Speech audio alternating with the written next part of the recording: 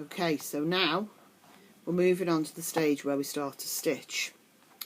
Now as you can see, if I hold this up, you'll see it's faded quite considerably to what it was. Remember how I said it was bold, and I said to you it'll dry light. Well, it has. It's dried very light, so it's only really like shadows of where I'm going to put things, which is going to be nice when I start to put the ribbon embroideries in.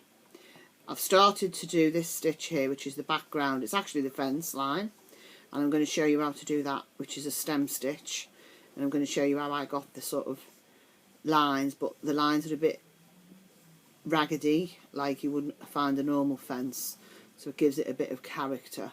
And I might well paint over this after, once the foreground is finished, but I want to see first how bright and how colourful the foreground is going to be.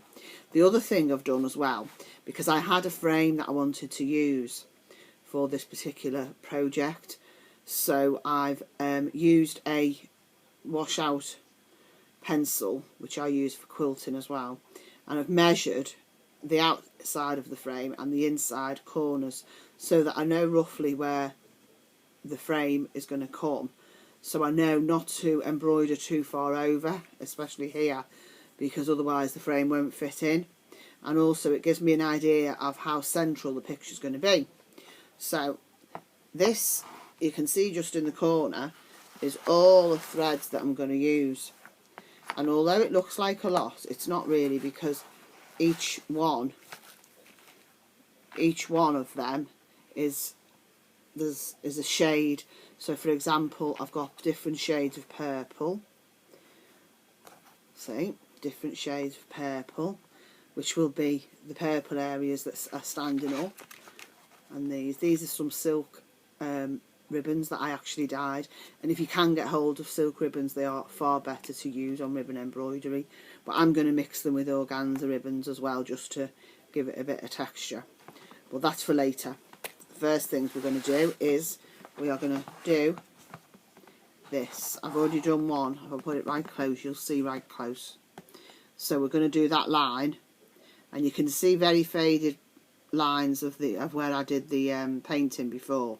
So we're going to go over those lines, and then that gives us an idea of the fence. Okay, so how I do it is, first thing I get a nice crewel needle or an embroidery needle. I've got some brown thread, and I've used 2 strands. It's just normal cotton, stranded cotton that you can buy like Anchor or something like that.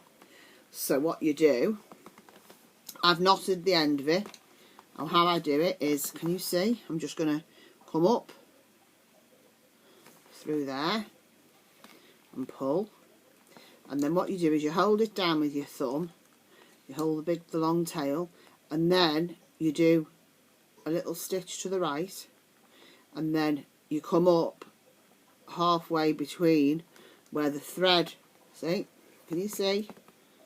Yeah, that's it. And then you pull. And then you've got your first stitch. Then the next stitch, you take your needle, you hold down this tail end again, hold down the tail again, put your needle in, and then you come up where the other stitch came through, or thereabouts. It doesn't have to be exact. Then you pull, and you can see basically it overlaps, and it makes quite a nice stitch. I think the stem stitch is very versatile. You can use it for so many different things. So that was down there, and then you pull, and it goes like that.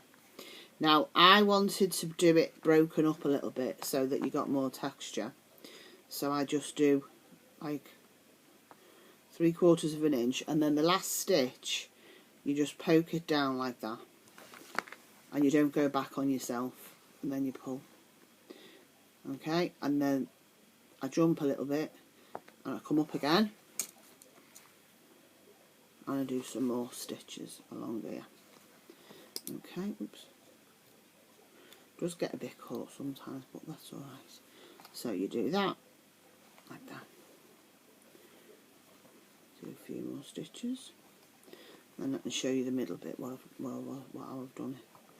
Okay, so you do that. Okay, I'll just put that over there for now, out the way, so I can show you the next stage.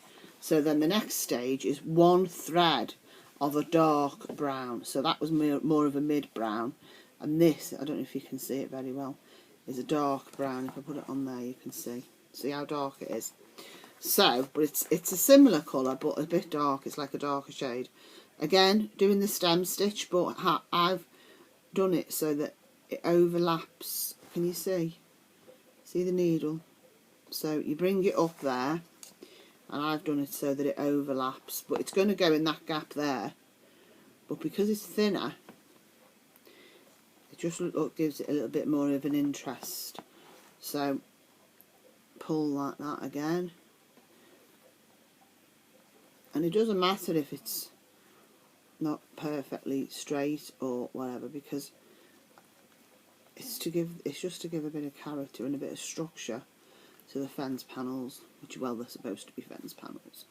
So this is just how I do it. You can't, I mean, there's other ways. You can do running stitch if you want.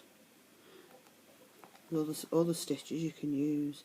Now that on my last stitch, I go down like that, and then what I did is, let's move that one out the way.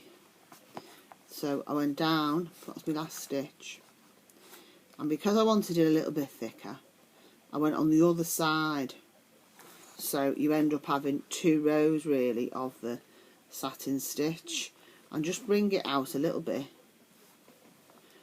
Again, it's just to give it that little bit of character, because you don't want the background to overtake what you're doing in the foreground, but you do want it to be a bit interesting. You don't just want it flat, otherwise it just looks dull. Okay, so just do that like that. Again, just shove it in there so that you've got the last little bit, and then you end up with something like that. And I'm going to continue doing that type of stitch all the way down there, and also a little bit at the top here. So I shall see you again on the next instalment, on the next bit. Okay.